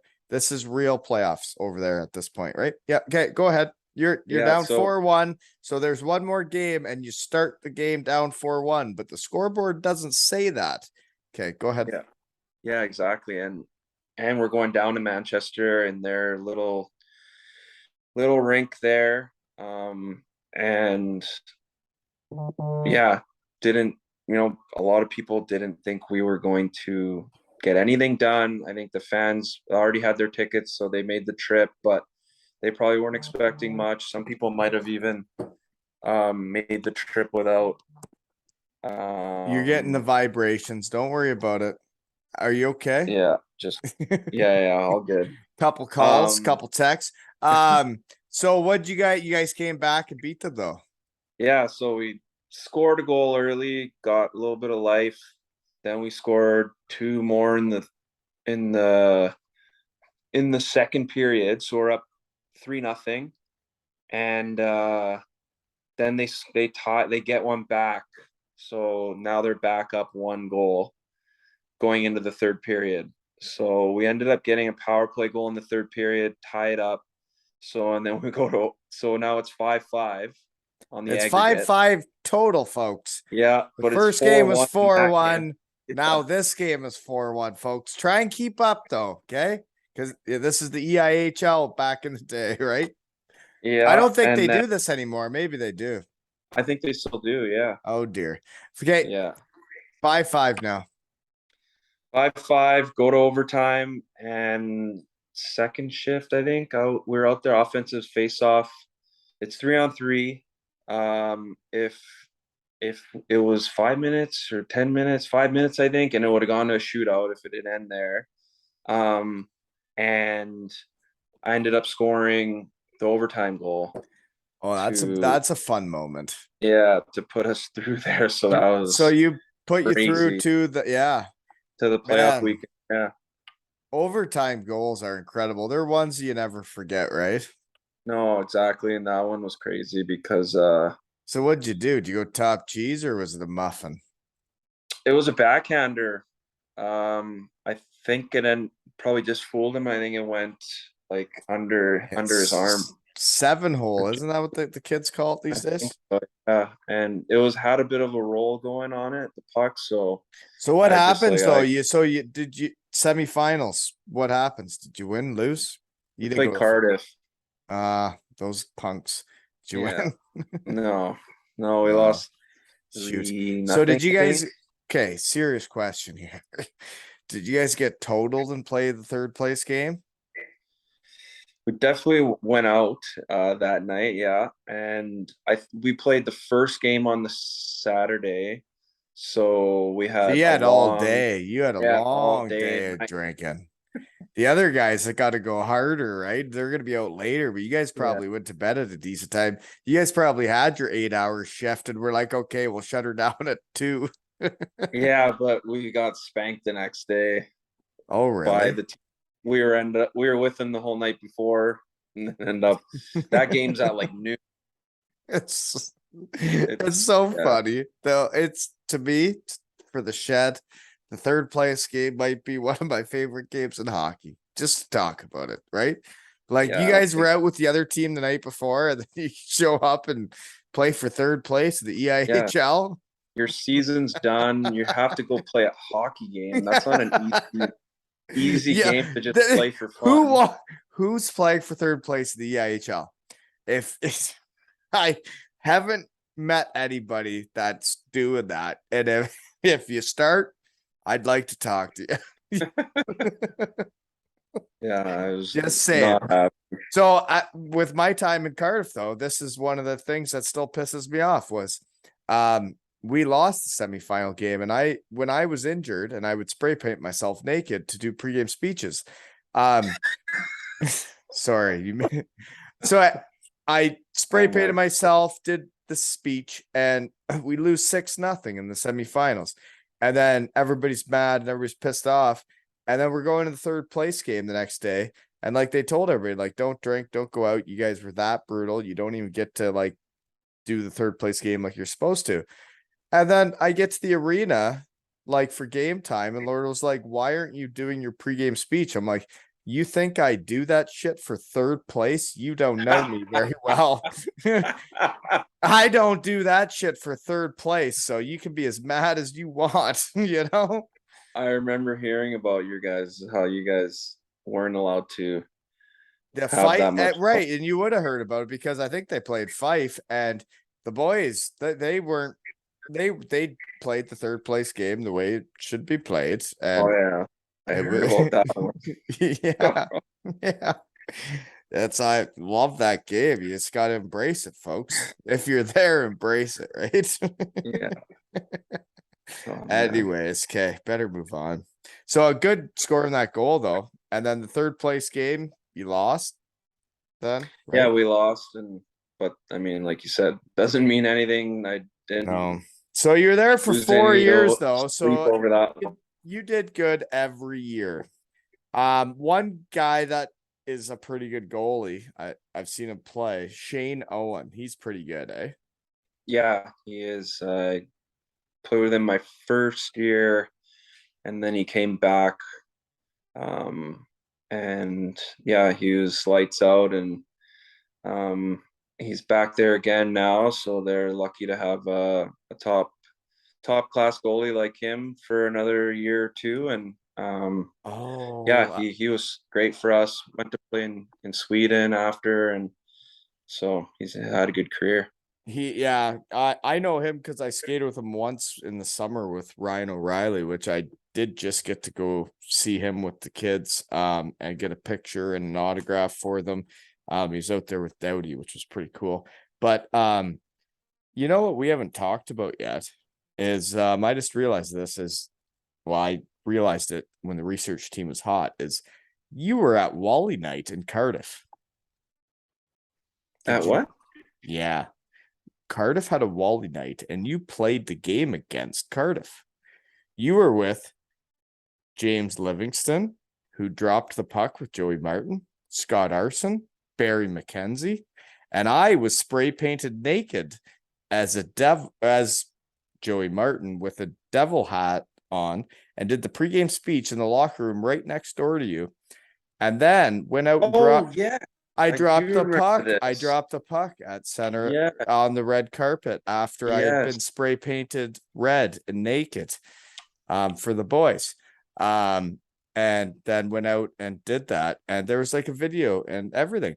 And you were part of that game. I saw that because you're part of those Fife Flyers that were there that day. So thank Yeah. you for you guys for losing 3-0. So Wally night could be what it could be. Because if you guys would have beat us, I would have never ever forgiven you. Yeah, we let you have the icing on the cake on your day there. So I'm Yeah. glad I was able to do that. We were able to do that for you. Yeah. So you wouldn't remember that, but that did happen, and the research team figured that out today. Just so you know. That's No, how I do small remember the that now. hockey world is, though, is that like I didn't know any of you guys on that other team, and now there's been 4 of you. So James Livingston, great guy, eh? Yeah. Oh yeah, for Yeah, sure. heck of a guy. Scott Arson, fantastic guy, shed guy. All these guys are shed guys. And then Barry McKenzie. I've had all of them on. Yeah, no, they're awesome. That's spent a couple of years with So I could the see how you had fun in Fife, right? oh yeah, there's always a great group of guys there. 14 imports. It's nothing like in any other league in Europe, and it there was some great guys that came through those 4 years that I was there, and still talk to a lot of them. I mean, it was 4 or 5 years ago, but still keep in touch with a lot of guys, and you spend so much time with them, and they're genuine good guys, a lot of them. So it was a that made the 4 years there even better. Okay, so here's a question for you then. The Fife Arena, I love it. I think it's the best arena, one of the best arenas in hockey. How is it in a practice? Because in a game, it's cool when it's packed and it's all going. But like, what's it like in a practice? Is it cold? Seems cold. Yeah, it's there's stretches there where it could get pretty cold, and the snow buildup on your blade and stuff, you really notice it in practice. But yeah, some nights were so cold it was almost like there weren't any walls in that rink, and it was that cold in Scotland, like something else. The damp cold, like it's not actually temperature wise cold, but it's wet and sticks to your bones. So Like it's it was you something and else. the fans really got along there, eh? Because there's a lot of people that go to the Fife Arena and just don't get along with the fans that well. Yeah, I know it definitely took a bit for me to get them on my side with where I came from, and with a lot to prove to those That's to them. true though, eh? That's a thing I gotta bring up is like every team in Europe, every team in Europe, the GM, the coach, they have so much pressure. If they sign a guy from a lower league, that guy's got to do well because they're putting it on them. If you sign the NHL guy, you can always blame it on the NHL guy. He just didn't play good. He used to be better. But if you bring guys from other leagues instead of the NHL guys, you got to explain it to everybody, right? Yeah, exactly. And then with, like I was mentioned earlier, the social media aspect of it, you're just getting like shredded before you've even stepped foot in the city they're in. And so you do have a lot to prove, and that's definitely added to the fuel to kind of to keep me Fuel the going. And fire, you could say. exactly, to really show what I could do. And I'm glad I got the opportunity a little bit my first year, and then my second year I got a lot more of that, and was able to run with that and continue it for a few more years. So you obviously did well. They loved you there. And they're all-time leading scorer. So that's awesome. You got to win the trophy there. Like obviously it was a big part of your life, right? So um yeah, I'm sure you'll never forget Fife. But then so when 1920 gets shut down, did you think that was gonna be the last time you'd play for Fife? I didn't think it would be, no. Um, just I don't think anybody in the world thought it would last as long as it did. And yeah, I just kind of thought, okay, season's over, but things will, what they say, like 2 weeks or something, and we'll get back to normal or something. And then it kind of went into the summer, and then the Next thing you EIHL know, you're in Romania, right? But yeah, so then you get the gig in Romania. The thing for me is like every hockey player wanted to kind of play hockey for some of them that were willing to travel. Like they wanted to be playing. There weren't many jobs, weren't many leagues playing. You found a job and you played. yeah, that was, like you said, not a lot of, some places weren't starting right away. Some places didn't. We're gonna evaluate early in the fall and see if they would start maybe in December. The EIHL played with it for a bunch of months, so they finally said no, it's not going to happen. And I talked to this team here. When I saw the like contract they offered, I was like had to do a double take. Like, what else am I going to have to do here other than play hockey? Because this is like it was my most lucrative contract financially, and this came from not thinking I was maybe going to play that year, or like no idea where I was going. All of a sudden I have this, opportunity with that is going to pay really well. And this is the agent gets you this? um yeah, an agent that got me to Swindon actually was the same guy that came at me with this. So what's interesting to me when I talk around in my shed is almost every contract, every deal, everything that's going on in hockey. Sorry, agents, for listening. It's about who you know, who your friends are, who your teammates were, and who they're close with. And for you, it sounds like you're similar. Like if you're not in the big spotlight, if you're not on those teams that are being seen, it's hard to get out there, right? Like you're putting up 27 goals in the EIHL. Doesn't matter what team you're on, you should be getting seen by any league, in my opinion. Yeah, and then I mean, again, like that, it could have been I did it that one year, and I didn't do it the year before, and I played in lower league the year before that, and by then I'm in my early 30s. But then there's There's just all so these many things. other guys. There's just so Yeah, many there's so many other other guys. guys. There's so many good hockey players out there, and And people it, thought I was going to run out of people to talk to in the shed. You know how many there are of us? oh yeah, oh yeah, Yeah. tons. Yeah. We all loved it though, right? Yeah, big time. So that's how you got there though, as an agent. That's what it's interesting to me that it wasn't like a teammate, a guy vouching, like, cause from what everybody said to me when I said you were coming on, everybody just wrote like how fantastic of a dude you are. And you know, it yeah. That's hockey though, right? Yeah, exactly. And there was some mutual teammates that had played there before, and I think the GM got some info from them, and that's why he Well, pursued it. that's how it works. There's no Yeah, other way. There's always a reason why they're calling you instead of someone else. There's yeah, always a reason. exactly. Yeah. So someone said something about you. And that's the weird season, right? Where you play two leagues, two playoffs, and you love Romania. We talked about that. But so then after that season, okay, the whole baloney's still really going on, right? You sign in Cortina, you finally go to Italy. That's the beautiful place on the mountain, isn't it? Yeah, it's about an hour and a half from Venice in the Alps of Italy, and um, yeah, it was spectacular there. The view I had from my apartment was every day like staring at this mountain. The weather was amazing. I think it rained maybe 10 times in the 8 months I was there.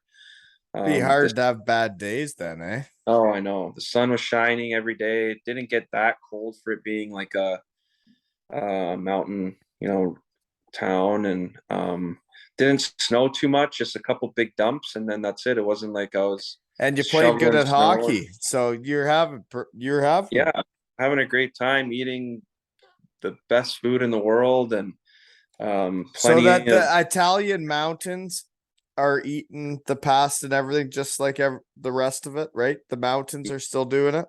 oh yeah, they're eating the pasta. They're the only thing that really is different. Maybe there's stuff. Some of the stuff pastas are filled with some different things that they would be in other places in Italy. But yeah, no, they're So eating. you got some Italian on your side. I'm gonna bring this up. There's spaghetti and meatballs. Okay. I grew up as a kid in Elmira. I think spaghetti and meatballs are some Italian heritage thing that's come down from ever. And then I go to Italy and there ain't no fucking spaghetti and meatballs. There's spaghetti bolognese, which is lovely, but there ain't no meatballs, right? No, yeah, meatballs are like an appetizer or like a side. They're definitely the not on the top of the Italians that spaghetti. and now that I've been in the shed and I'm learning more, the Italians that got on the boat were like, hey, we're gonna freak them out. We're gonna do something different. Now that we're on the boat, when we get over here, we're gonna make meatballs and put them in the spaghetti, right? Yeah, it's an Americanized dish. I've You learned don't a find that lot. really. Yeah. I've learned a lot. Yeah. But no, seriously, I was so confused when I went to Italy and there's no meatballs. Well, there's meatballs, but not on your spaghetti. It's spaghetti bolognese, right? Yeah, Lovely though. so good. So good. Oh yeah, I'm hungry So, now. me too. They make it fresh, right? Like when you're in Cortina, they make a fresh pasta and you're like, and like that's the things you take for granted. And like now that I've been doing the real world for 6 years, and like, yeah, like you don't get the opportunity to be eating fresh pasta from Italians and like that stuff just doesn't happen anymore, you know? So it's fun for me to talk about it. That's why I love this stuff so much. And when I saw you were retiring and you had more to say, I was like, this guy seems perfect for me. And like, I had heard your name, I recognized it. And like, then when I reached out to you and then I see what everybody's writing to me, I'm like, huh, guess I nailed this one. You know?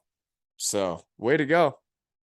Thank you. Yeah, no, definitely take it for granted, but I tried to do everything I could this year to really soak it all in because I had a pretty good idea that it was going to be the last one. So, So you uh, did know going through it. And then like you have, and was it not fun to play hockey in front of your son? Because I really enjoyed it, you know? That's one thing I loved was getting to play in front of my kids. yeah, I mean he was pretty young through that all, but there's pictures of him on sitting inside of a Romanian championship trophy, and then last year, me skating around with him in my arms when he was a little bit older, and my dad came to visit this year, being Italian, for him to listen to my games being commentated, in Italian, in his mother language. He said that was a really cool experience for him to be watching his son playing, while the game's being broadcast in Italian, and for him to come over there and watch me play some of my last games, and being there with, taking a picture with him and my son, his grandson. So it was a really cool experience all around. We traveled every opportunity we could. Um, in the UK, they don't have those international breaks that a lot of the other leagues have. Mhm. So Very important. If yeah, if the UK league's listening, which I hope they are, um, I agree. It's a very important part of playing hockey in Europe is getting that week with your family. Ours was always November, like when my birthday is, literally would be the week we could do whatever we wanted. You could do whatever you wanted. You could go see the world. And it was for a week of the year in November.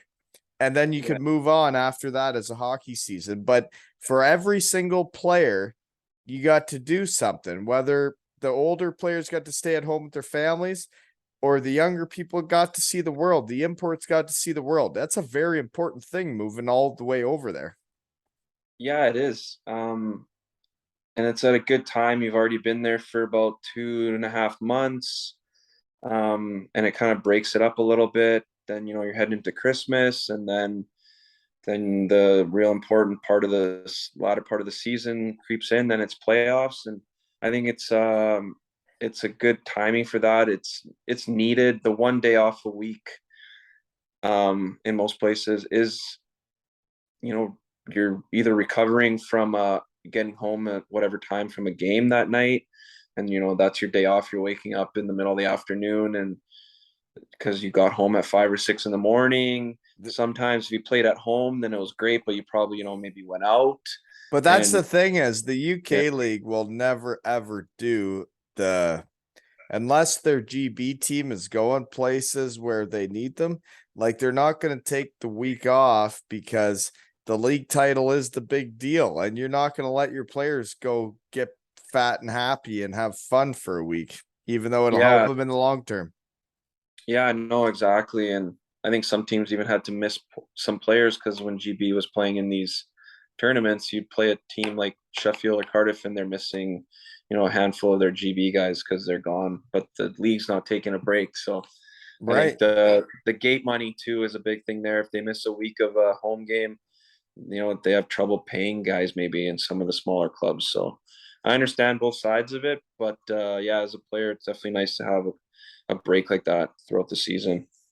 Um, so anyways, other than that though, I'm not sure what else I have for you. Like I know this is going to be a transition. It's going to be different.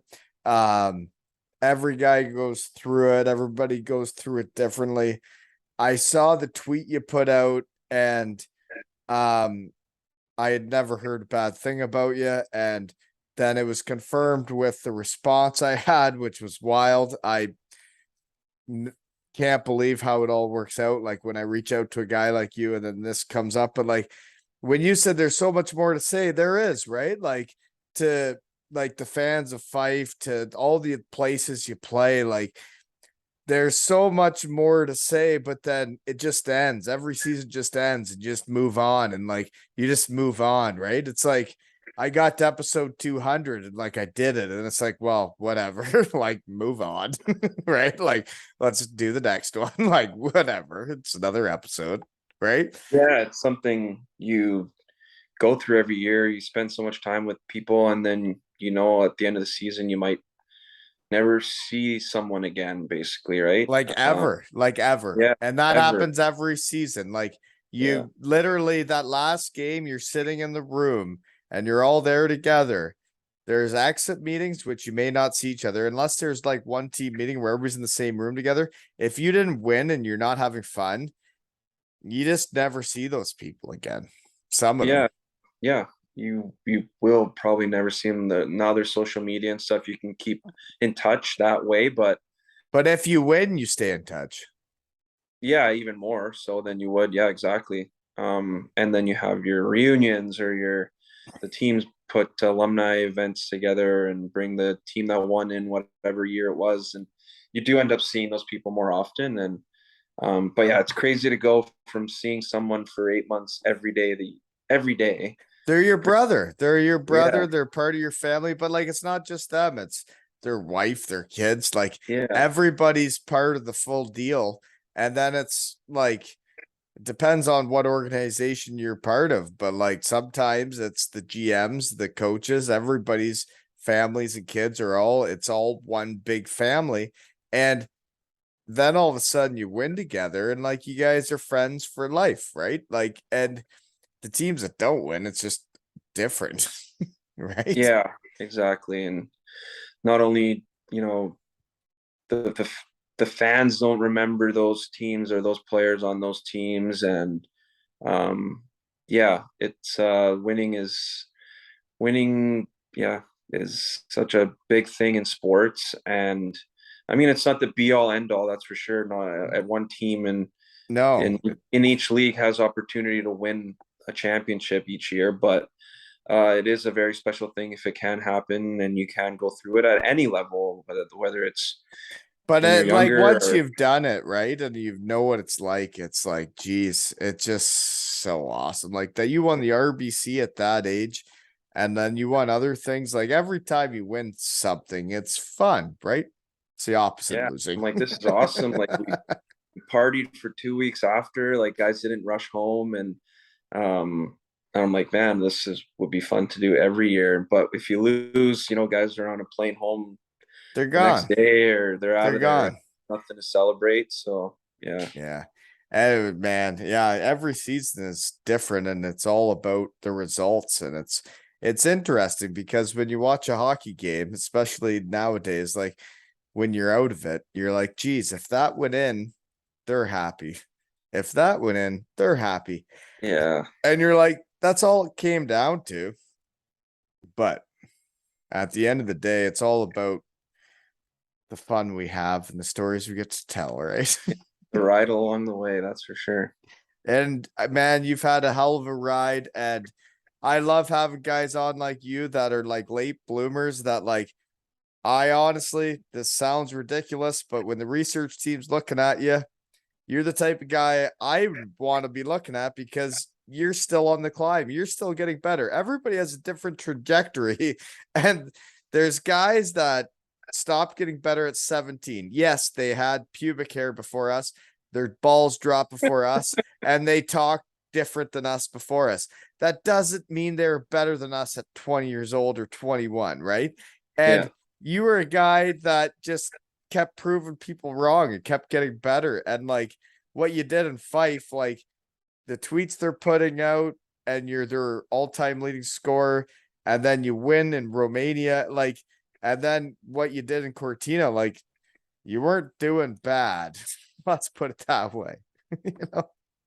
Yeah, it was a nice way to finish off. Like I said, I had an idea of that it was probably it, and I'm glad I was able to still play at a high level that whole year. And And when you um, know with life and everything that goes on in life, when it's time to be done, at least you got to go out still running amok, right? Like you don't want to go out the other way. I sure wouldn't want to. yeah, no, exactly. If you get, fired from a team and then you're 35 years old and you're looking for a place to move your whole family around and stuff, like That it ain't no could be, fun. yeah, it's not fun. And I'm glad I was able to have a great year and really enjoy it thoroughly and embrace it because, like I said, I knew it was going to be it, and it was a Well, good way to go it's out. cool that you knew it was going to be it. And like, it's tough for the Fife Flyers. It sounds like they wish they could have had you back, but like, um, what you've done, like the trail you blazed, I guess you could call it. Like when I put out there that you're coming on, and I had never met you. I never played the same league as you the same year. And I got 4 or 5 guys writing to me, ask him this, ask him that. And Oh, I'm like, this is so awesome that the hockey world is this small, right? And like, it's dudes like you that make this shed possible. So thank you. No, it's great. You do what you do as well to give people this outlet to tell their story or elaborate on already stuff that people know about them, and gives guys retired guys like me now an avenue to reminisce about all these great times that you've gone through, and put a stamp on what you've done and accomplished, and be able to sometimes you think of stuff that you forgot about when you're coming on things like this. And Well, it's crazy, man. When you yeah, do stuff like this, every time it happens, we text each other like, I forgot about this. I forgot about that. Like, yeah, I think I know how to cook. I think I'm a chef. And I went to Worcestershire, England to see Dr. Russell Cowley. He was living there. And I didn't ask him how to say the name. I didn't ask him what to put. Like, I use it on marinades and stuff, but like, I think I'm a cook, and I went there. The sauce I've been looking at my whole life, and I didn't even ask him about it. Like, what kind of podcast host are you? Right? Like, be better, Walton. You know what I mean? But like, he told me to put it on eggs. So folks, that's what he said. He said, try it on fried eggs, a dab of Worcestershire sauce. I have to try that. Worcestershire, right? How do you say it? Worcestershire. That sounded right. Huh? What'd you say? Worcestershire. Yeah, no, that sounds right. So that's where he was, and I didn't even ask him about it. It makes no sense. But seriously, thank you so much for coming on. I love having guys on like you. I hope everybody in Fife listens. I hope they enjoy it because, and then like your hometown, Burnaby, right? Like you won it all. You're an RBC champion. Like towns don't forget that shit, right? Yeah, no, and I'm actually been kind of reconnected with my junior team. They're trying to really push to get more alumni events and stuff going. So they've kind of asked me to be part of that. I guess they said co-chair of the alumni association for that. So I think there's going to be a lot of some like tourists' jerseys going to be going to the rafters for the Express. And just I think they want to get something going with that RBC team. And another team won the BCHL like a few years after us, an Express team. So they want to maybe get a couple of these championship teams together with the alumni. And Well, so if any hockey teams are listening to the shed, which I doubt you are, but maybe you are, is doing nice things for the players that have played for you means way more to those players than you would ever imagine. They cared so much when they were playing for you. If you do something nice for them, who knows, right?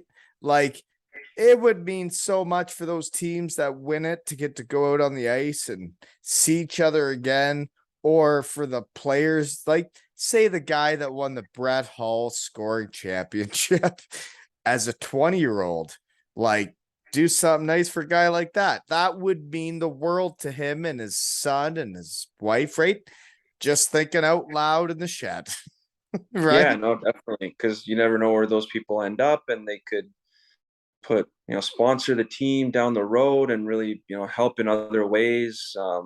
So yeah, it's definitely If good you to feel like reconnect. you're part of the family, if you feel like part of the community, it goes a long way, right? Yeah, so I'm glad to reconnect with them That's and see awesome. where that goes.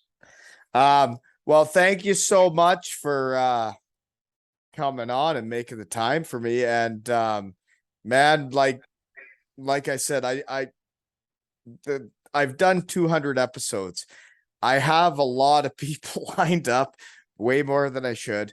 And I probably threw out more hooks into the lake than I should have. But anyways, like I wanted to have on a guy like you. When the messages come in, when I say I'm having you on, I'm like, this is exactly what I want. Like a guy like you. So thank you for being you.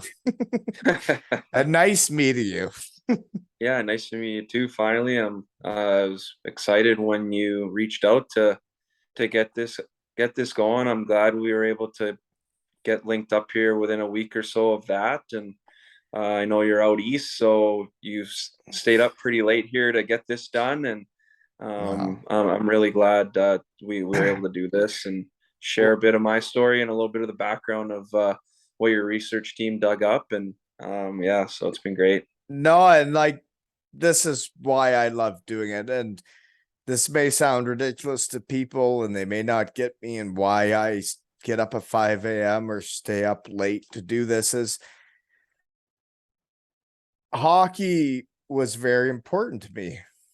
I did it till I was 32 years old. That's all I did. And then all of a sudden I had to start new and I had to be a whole new person and thought I did. And then for all the guys that are leaving the game, you don't have to be different. You just have to be yourself and do everything hockey taught you. Right? Yeah, there's a lot of lessons we've picked up along the way, and like you said it exactly right. They transfer into the real world, as people call it, and yeah, just even going through interviews that I've gone through, and I feel like I was just like completely blew it, and I kind of tell people what I was asked and what I said, and they're like, that sounds like completely correct, like a good way to transfer what something you went through in hockey and can bring it into the work world. And there's people, you employees you're going to be working with, and you treat them like you treated your teammates. And And that's um all you do is right. yeah, Like whether you're on the first line, the first line, the third line, everybody's treated the same. Everybody's treated great, and you help everybody. If they're on the fourth line, you try and help the first line. If they're struggling, you try and help them get better. And that's all you have. I don't know. There's yeah, no, if for I sure. could hire hockey dudes or not even that, people that play team sports that get team sports and hockey's an interesting thing because of the things you'll do for each other to win a game, right? Like you'll do crazy shit for each other. Yeah. And in the real world, that does transfer. You just don't have to do such wild things. Oh no, for sure. And I think we just need an opportunity to show it in whatever people get into after hockey. And And that's yeah, all you need is an opportunity. And after listening to you for the last while, is somebody should be taking an opportunity on you, whatever you want to do next.